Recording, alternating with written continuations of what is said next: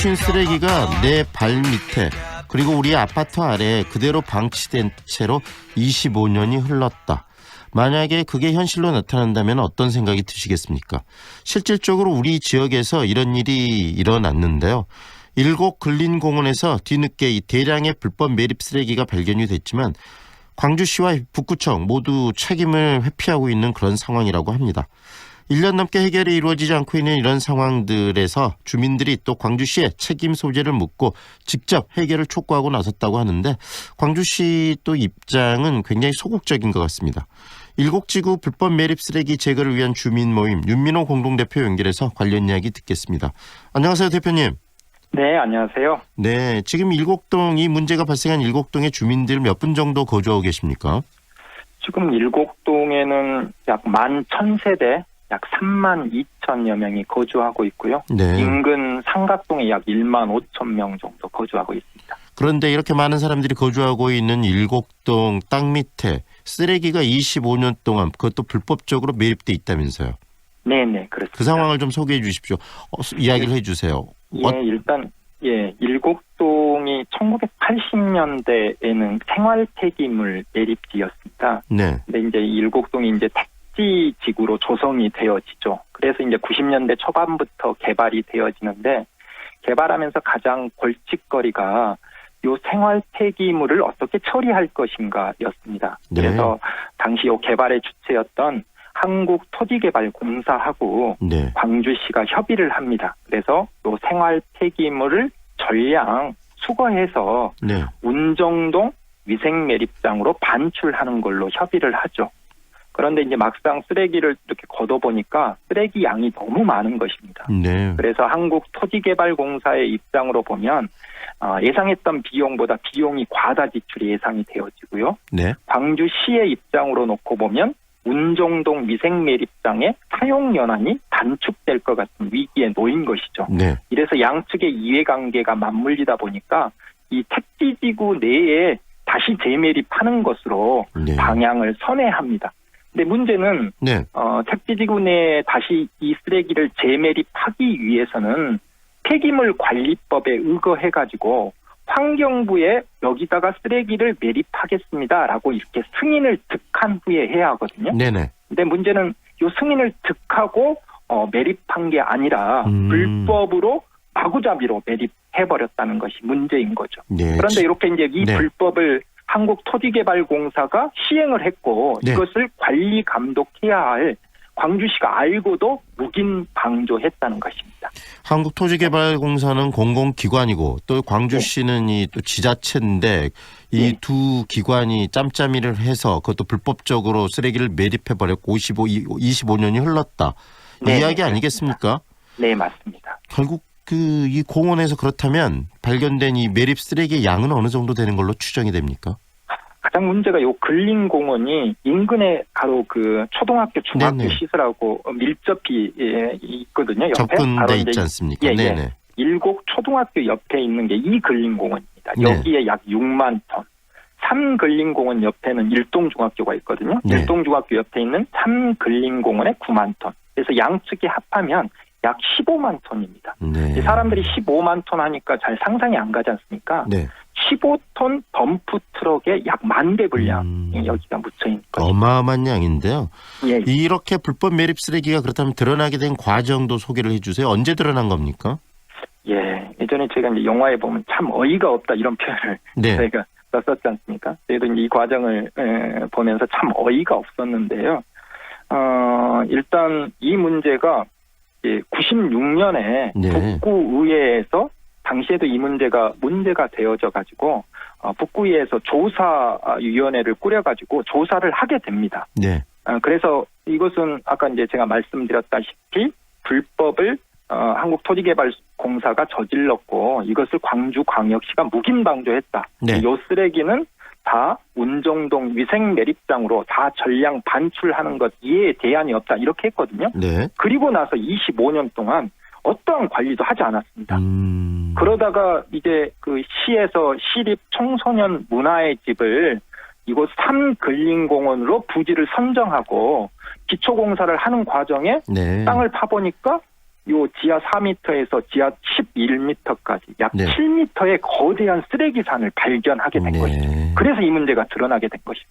25년 전에 알고 있었음에도 불구하고 거기에 대한 조치가 없다가 이번에 다시 또 드러났다는 말씀인데요. 예. 중요한 건 이 책임 문제인 것 같아요. 그 당시 처음에 네. 매립할 때도 광주시가 알고 있었으면서도 불법적으로 매립되는 것을 묵인을 했다면 전체적인 책임, 누가 이 쓰레기 매립에 대한 책임을 져야 된다고 생각하세요? 당연히 광주광역시에게 책임이 있는 거죠. 이건 책임이 아니라 네. 아까 말씀드렸다시피 불법을 보고도 묵인 방조했거든요. 네. 이 범죄를 같이 했던 공범이다라는 것입니다. 그래서 전적으로 광주광역시의 책임이 있고요. 다음으로 이 불법을 저질렀던 공기업인 한국토지개발공사가 이 문제를 책임져야 된다 저는 이렇게 생각합니다. 이렇게 명백하게 문제가 있고 이 문제가 제기됐으면은 미안하다고 이야기하고 빨리 이것에 대해서 조치를 취한 것이 너무나 당연한 부분인데 어떻습니까? 광주시 제대로 지금 조치를 취하고 있습니까? 저희들이 최근에 이제 나라 전체가 적폐 청산이 화두지 않습니까? 네.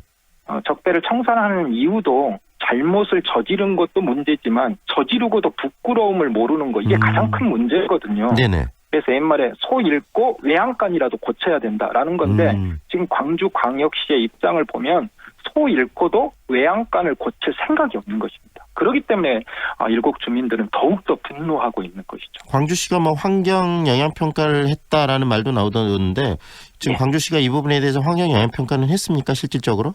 예, 지금 진행했는데 저희도 이제 환경 영향 평가 할 때부터 저희가 문제 제기를 했습니다. 네. 이것은 요 책임 당사자가 광주광역시인데 광주광역시가 영향평가를 발주하고 비용을 지불했단 말이죠. 네. 그래서 저는 범죄자가 수사를 하는 것과 별반 다르지 않다 이렇게 생각하는 거고요. 제가 이제 중간 보고를 광주광역시가 했거든요. 네. 근데 그 결과가 가관입니다. 네. 예를 들면 요 쓰레기가 썩게 되어지면 그 오염된 침출수가 나올 수밖에 없는 거잖아요. 네. 그래서 저희가 이제 쓰레기도 이번에 터파기 공사를 해보니까 그 지하 4m에서 11m까지 쓰레기가 그대로 있었거든요. 네. 근데 문제는 그 침출수 오염도를 측정해 놓은 결과가 이 근린공원이 2ppm, 그 3근린공원이 4ppm이었거든요. 네. 2ppm이면 이건 2급수예요. 은어가 살고 사람이 목욕할 수 있는 물입니다. 깨끗해도 너무 깨끗하다는 것이죠. 네. 그리고 이제 토양 오염을 저희가 표면에서 표층, 중층, 심층 이렇게 이제 오염도를 측정하는데 문제는 지하 땅속 깊숙이 쓰레기가 묻혀 있는데 표면보다 땅속 깊이 들어갈수록 니켈, 아연, 불소, 비소 이런 게 더 검출이 안 돼요. 네. 이런 결과를 어떻게 믿을 수 있겠습니까? 결국은 환경 영향 평가가 형식적으로 이루어졌다. 그래서 지금 현재 문제를 제기하고 있는 주민 입장에서는 절대 이 결과에 대해서 신뢰할 수 없다. 그 이야기 아니겠습니까? 네, 맞습니다. 그런 식으로 문제를 제기했을 때 광주시는 뭐라고 답을 합니까? 네, 광주시의 유일한 지금 해결책은요. 환경 영향 평가 이후에 대책을 마련하겠다. 이 답 이상은 그 어떤 것도 저는 들어본 적이 없습니다. 네, 저희도 지금 광주시 자원순환과 관계자와 이 문제를 가지고 통화를 해봤거든요. 예. 그랬더니 관계자 하는 이야기가 현재 환경부의 자문을 구하고 함께 법률적으로 검토를 이어가고 있는 단계다. 신중하게 접근하고 있다. 여기까지만 이야기를 하겠다라고 하던데 지금 이 문제가 본격적으로 제기된 것이 1년 그리고 실질적으로 96년에 밝혀진 게 25년이 지난 이 문제를 아직도 신중하게 접근 중이다는 말이 이해가 됩니까? 네, 이해가 되지 않습니다. 저희들도 25년 전에 이렇게 불법으로 박대한 쓰레기가 묻혀있다는 이 사실도 저희는 놀라웠는데 네. 문제는 그 이후에 사후에 25년 동안 어떤 관리도 하지 않았고 이 책임을 방치했던 광주시가 지금 오히려 더 뻔뻔하게도 오히려 나중에 차분히 대응하겠다 이런 입장을 보고 주민들은 분노하지 않을 수 없는 것입니다. 네, 지금 이 총선 기간이기도 하고요. 그다음에 이런 문제들 우리 사회의 이런 어떤 문제들은 좀 많은 이야기들과 논의가 좀 공론화가 필요하다는 생각도 드는데 관련해서 지금 고민도 좀 하고 계신다면서요? 예. 총선을 앞두고 여야가 막론해서 다 이야기하는 게 민생이거든요. 네. 저는 주민의 건강과 안전 또 우리 미래 세대들에게 물려줄 환경 문제 이게 이제 집약돼 있는 게 일곡동 쓰레기 문제라고 생각합니다. 이보다 더 우선하는 저는 민생 문제가 있을 수 없다. 그런데 이제 이 문제가 다시 불거진 지 1년이 다 되어지는데 네. 이 문제에 적극적인 정당이 유일한 정당이 민중당뿐이거든요. 네네. 그리고 총선 후보들 중에 북구리 9명으로 광주 지역에 가장 많이 후보가 등록했는데 네. 예비 후보 중에 윤민호인 저 혼자만 이 문제에 관심이 있어서 일단은 쓰레기 문제 요 대책위 차원에서는 이 총선 때 최대한 이 문제를 공론화해서 이 문제 해결책을 이번 총선 기간에 찾아보려고 하고 있습니다. 북구울 지역에 출마한 후보들은 이 문제에 대한 본인들의 어떤 생각들 다들 이야기를 해야 되겠는데요. 예, 당연히 해야죠. 네, 지역민들의 어떤 생존과 밀접한 부분인데 그렇다면 지금 전체적으로 이야기 좀 정리를 해보면은요. 25년이 흘렀고 밝혀진지만 해도 그 전에 묻힌 것이고 그다음에 또 최근에 1년 동안 또 여러 가지 논의들이 있고 큰 문제 제기가 있음에도 불구하고 현재 이 문제가 해결되지 않고 있습니다. 우리 지금 이 문제 과연 어떻게 풀어야 된다고 생각하시는지 우리 윤민호 공동대표의 입장 이야기를 해주시고 주민들의 입장을 곁들여서 말씀을 한 말씀 해주시죠. 예, 일곡 주민들은 지금 대단히 불안해하고 있습니다. 지금 이제 밝혀진 곳만 두 군데 근린공원 지하에 약 15만 톤의 쓰레기가 묻혀 있는 걸로 밝혀지고 있는데요. 증언에 의거하면 일곡지구 곳곳에 쓰레기가 불법적으로 매립되어 있다 이렇게 주민들의 증언이 속출하고 있습니다. 네. 그래서 저는 광주광역시가 도대체 일곡지구 내에 어느 곳에 얼마만큼의 쓰레기가 묻혀 있는지 이것부터 저는 정확히 밝혀야 된다. 그리고 그에 따른 책임과 해결책을 저는 광주광역시가 책임 있게 이 문제를 제시해야 된다.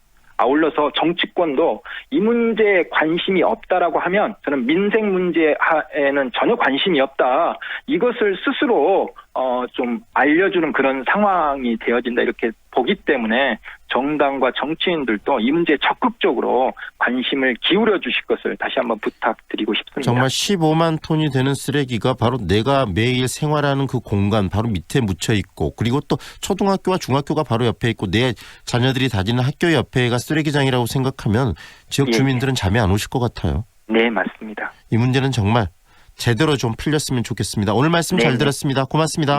네, 고맙습니다. 지금까지 일곡지구 불법 매립 쓰레기 제거를 위한 주민 모임의 윤민호 공동대표와 이야기 나눴습니다. 오늘은 봄에 들어선다는 입춘입니다. 하지만 강력한 한파가 찾아왔는데요.